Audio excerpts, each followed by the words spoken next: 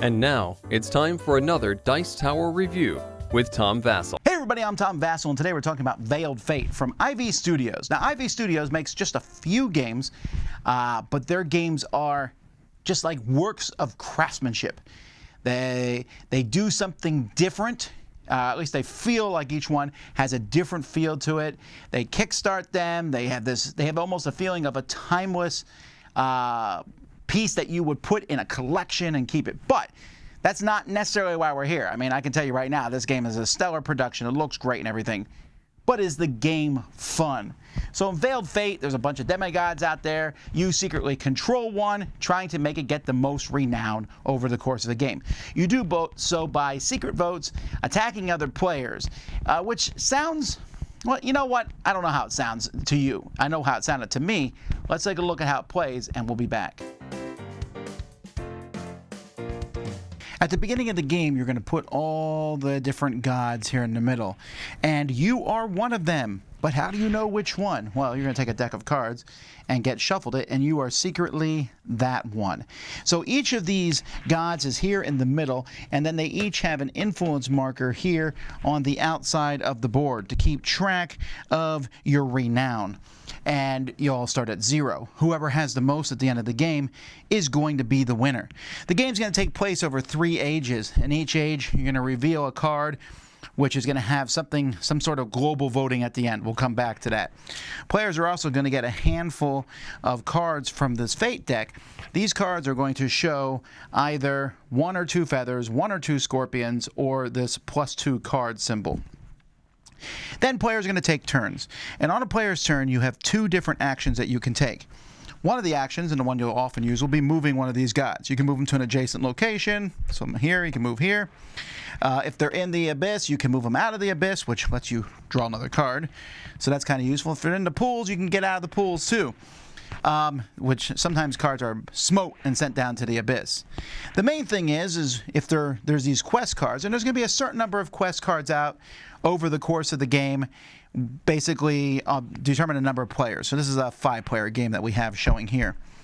You can move one of these onto an open slot on these quest cards. Now, some quest cards have restrictions, like for example, this one, the first god moved on goes to this spot, and then you follow the arrows.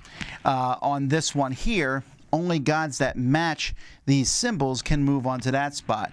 So each god has a symbol. So you see this red one has the bull, so he would be allowed on that. And some have a very specific requirement. This one needs the green color to go onto that one. Now, once a quest is full, you're going to see what happens. But before you get to that, when you go to a quest, you're going to place, whenever you move a god on a quest, you also place one of your cards face down there. And this is important because when the last one goes there, whoever finishes the quest picks another player, or multiple players, depending on the number here. So this says 1. You pick someone else to add 1 more card to this pile. You'll then shuffle the pile and reveal the cards.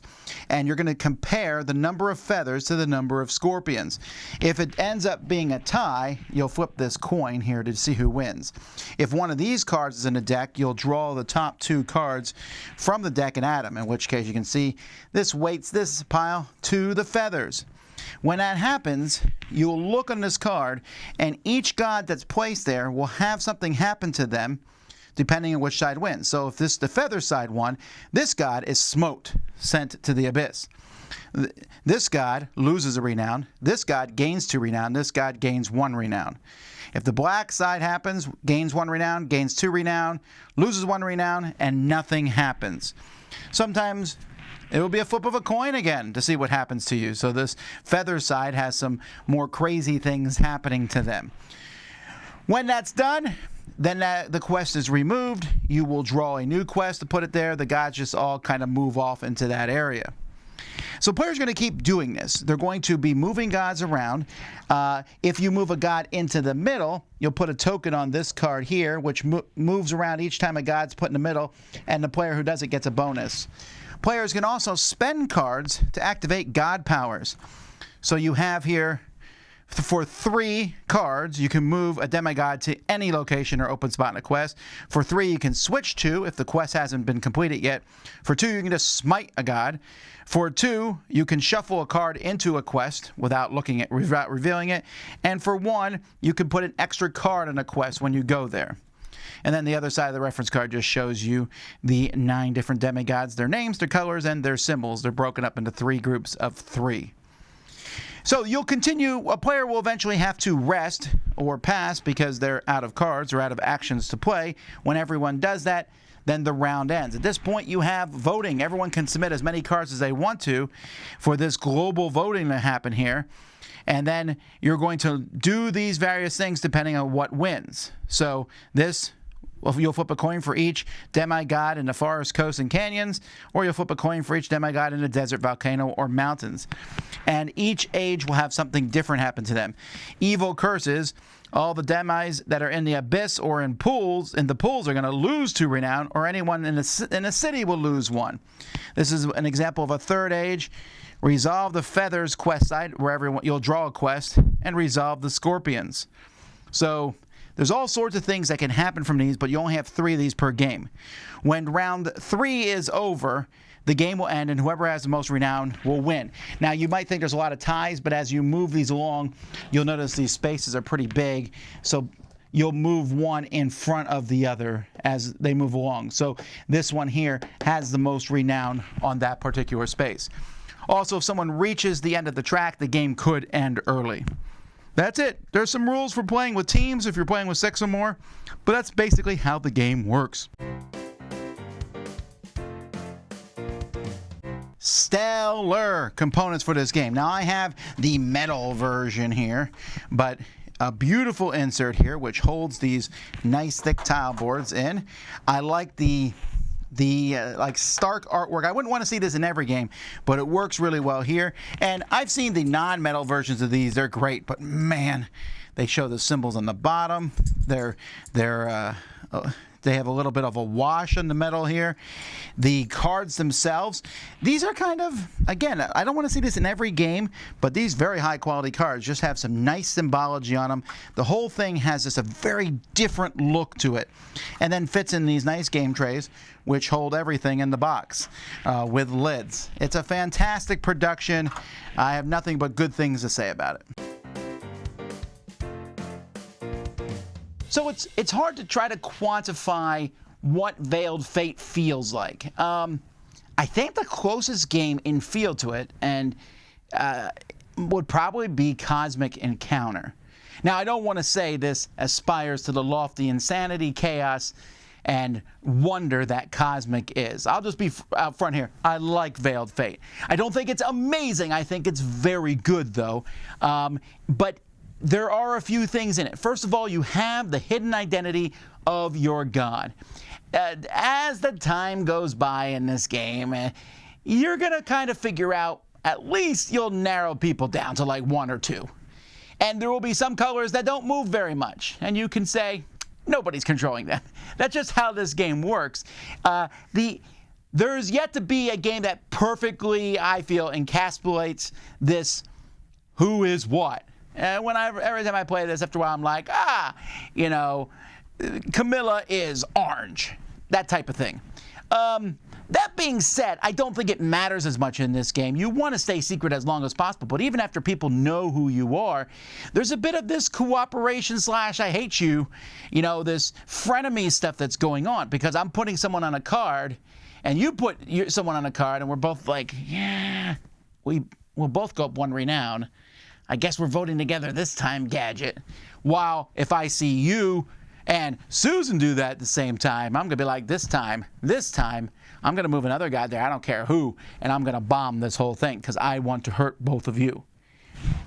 It's just, I don't think if you got to like a bit of chaos coming into this, because there's going to be vote after vote after vote after vote. There's going to be people smiting and using god powers. Now, I don't want this to sound like it's a bed of chaos, because it is not. There really is some cool, interesting decisions to be made here. You are trying to, move your god to points where it gets up, but you'll also usually pick another one so that people think that that's one that you might be. And you're trying to have one demigod draw the lightning if possible. The votes are, they're kind of fun. You reveal the cards one at a time. Are the feathers going to win or not? Flipping the coin. I don't particularly enjoy flipping coins in games much, but in this one, I found it to be amusing because ties happen.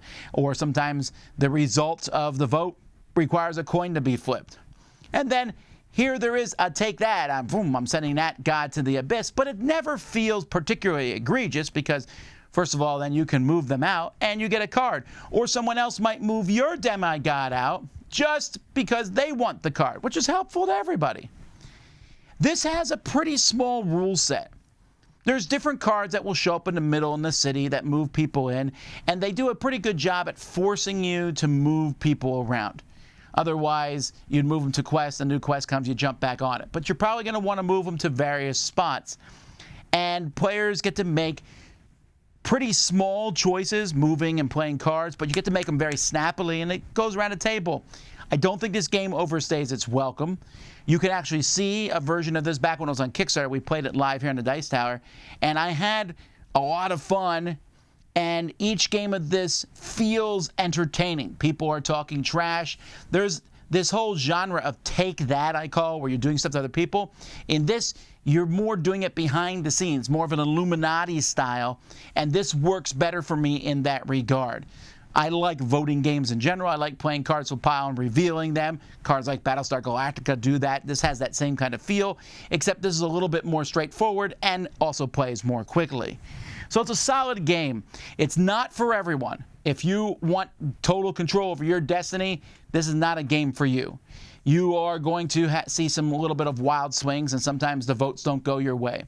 But if you like a little bit of I'm a secret character moving around the board, you're not sure which one I am, we get to do some fun votes, and various little events type things happen, but it stays in a contained space with a bit of an elegant feel to it, then you're going to want to try Veiled Fate. I'm Tom Vasel, and you've been watching the Dice Tower. Dice Tower Judgment approved!